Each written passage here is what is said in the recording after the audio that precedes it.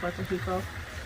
We're gonna open this vlog with me speaking a little bit of what I want to do up here on the balcony, and then we'll go into how my weekend was.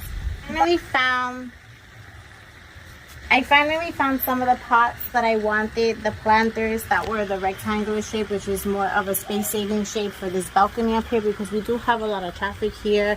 Sometimes it's the kids, sometimes it's the cats, sometimes it's when company come over. We get a really nice breeze up here, and we just need space. And I do plan on getting like maybe 2 chairs for up here. So I finally found the planters, and I picked the classic Trinitaria because of the way they grow. They have a bush formation, and I've seen in plenty of houses when they sort of drape over. It's just, you know, it's native, beautiful colors.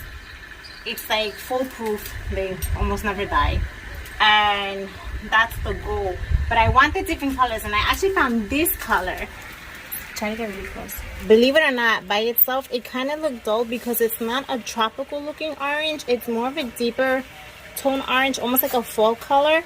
But in combination, when they're close to each other, they complement each other. And I love the contrast. I love the contrast of that orange with this blue. It just looks really pretty. Like, I got a little glimpse of it yesterday when I was with the kids outside.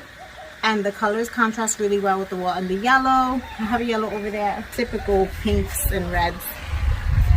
But I'm not liking that pot over there at all. Now that I think about it, I'm not liking anything that's going on in this one. So I'm probably going to buy new ones. I was able to meet up with one of my favorite local designers here in Puerto Rico from Aguadilla. And I have been mentioning to her for a while that I think it would be great for us to not just meet, but just to do a very simple, sort of like an interview, but just to ask her some questions. I was really happy with how it turned out, because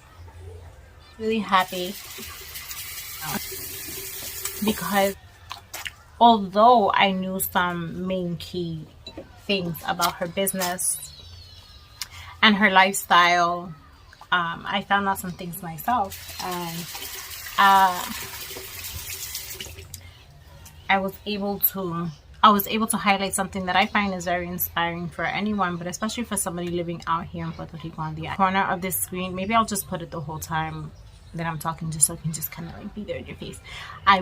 There's her logo and what it is that she does, and a link for her planters.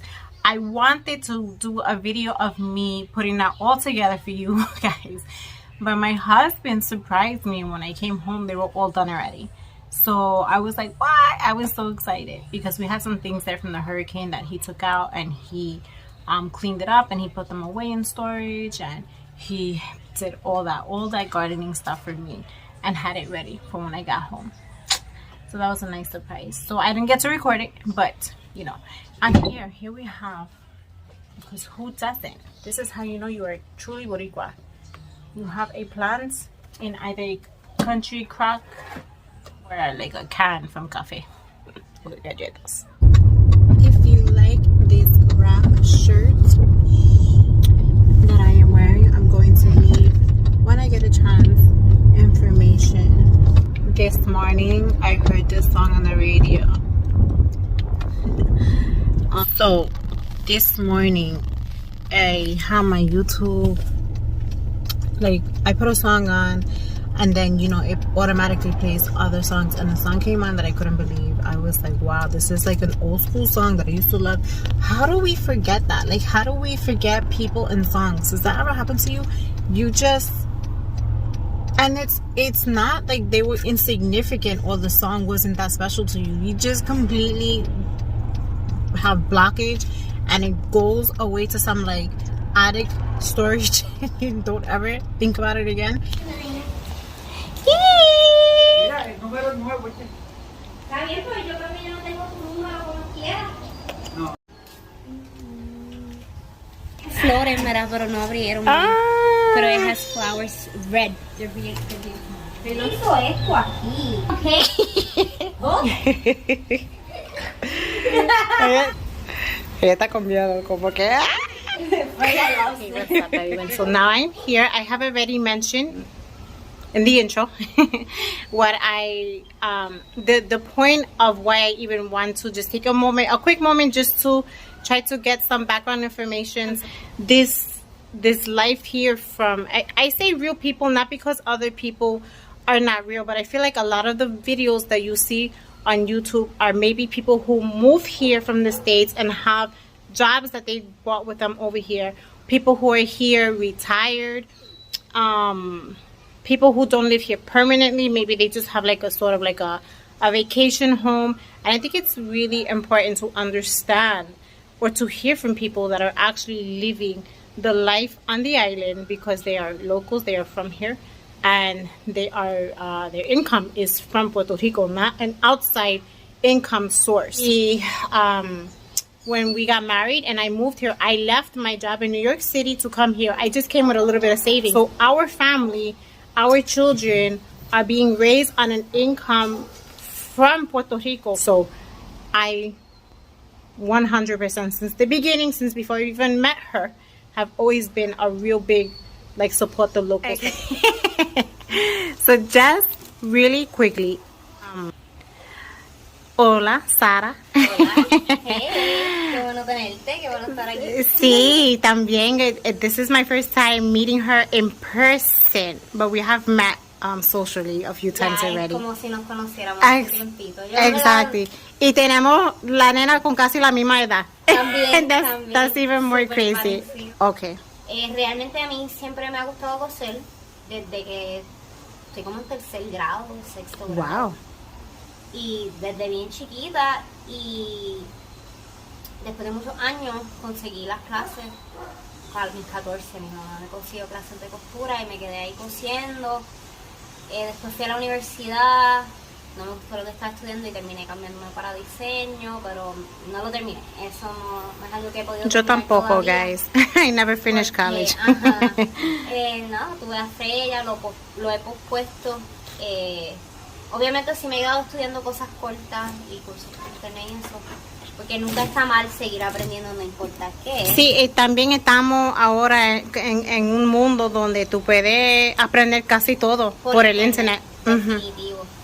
Y entonces pues después cuando tuve a Freya que di a luz, ahí pues ya sí había un momento de necesidad y comencé a hacer ropa, cuestión de pañales, shorts. Que empezó. She likes you, she went near you. Oh, maybe you know I have cats at home. Chacho, we have so many.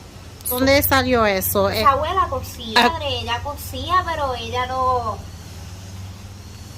sea, ella una vez... Yo recuerdo que ella... Porque yo era muy pequeñita, pero yo recuerdo que ella una vez me hizo un pantalón. Y ella quería que yo me lo pusiera. Y le había cerrado las dos piernas sin querer. Porque ella estaba cocinando y cosiéndome el pantalón. Okay. Mucha gente siempre se pasa como diciendo, ay, los jóvenes no hacen nada de esto y lo otro, pero muchos jóvenes... Oiga, esas medallas. Apes.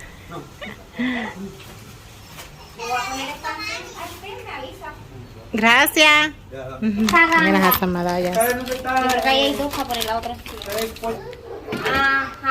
We're just gonna have a little medalla while we talk. When was it a passion or was it a necessity, like to have two incomes, which is very popular in Puerto Rico? It's very common to have passive flows of income besides your normal, maybe like day-to-day job. Gitana's talking to her daughter. I can't believe my daughter has been, you guys know how shy she is. She's like so free and comfortable here. Like, oh, it makes me so happy. Okay, so we spoke a little bit. She's talking kind of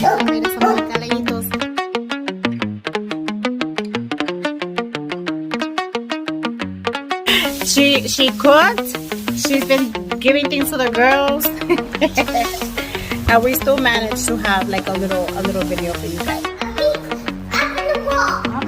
It's better in video.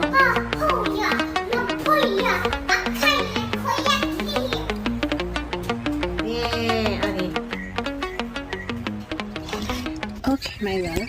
So let's put this here. So unfortunately, some of the clips I couldn't include because there was a dog barking and the girls were laughing so much and playing so much. I mean, it was, you could hear it, but it was sort of distracting, especially because the girls were so cute. You kind of like where they just grabbed the attention. But I wanted to explain to you one of the portions that I had to cut out, which was that Sara is a home owner. She, as a single mother with a main job and the side income, or the side hustle as we call it, purchased her own house. Where I was her home for her and her daughter. She even converted one of the rooms into a whole entire sewing room. She has multiple items there that I unfortunately didn't get a chance to vlog because we were hanging out, you know, we were talking, we were meeting. I was also making a purchase from her, and she was also trying so hard to give me some free items. I took one because she was so persistent, but I'm not really about that. I really do want to support because, you know, these it's not just about the labor. It's about the time. It's about the mental exhaustion that you can sometimes get in doing multiple jobs. And I respect her. I respect her craft. I respect her business. And I should be a customer. Why not? Anyhow, it was an honor. It was an honor to be in the presence of someone, a woman, who's younger than 30 years old, who not only maintains a job, but has a passion that she turned into a side job and owns her own home, all while living here. It's inspiring. It's inspiring for anyone. Listen, I think at the end of the day, it's so important to be able to live your life with a base or sort of a reminder of simplicity and minimalism. She's all about slow fashion, which basically means this is not just let's make the coolest thing that's trending right now. It's you know, building pieces that are versatile, making things with what you have, not forcing and just getting like this mass production out to, you know, have more than what you need. I respect her. She has like full respect for me. She's super dope. She's beautiful. In and out. We had a good time. I will see her again. You guys will see the girls again in the vlogs. So I'm going next time with JJ probably. It's not that hard. Life is not that hard. We really are programmed to believe that we are supposed to work so extremely hard to the point of exhaustion, to the point of you know, our mental health deteriorating, our bodies failing on us. There's just such simple things that we can do to maintain a healthy interior and exterior, and we are under this assumption that it's so out of our reach, and it's not.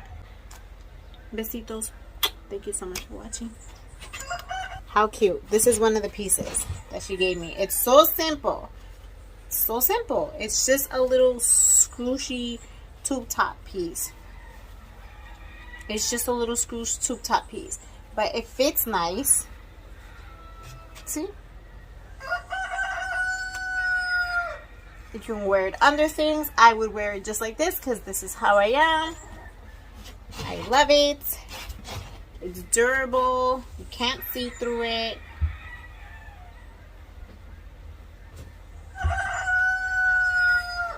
Bye bye. See you in the next one.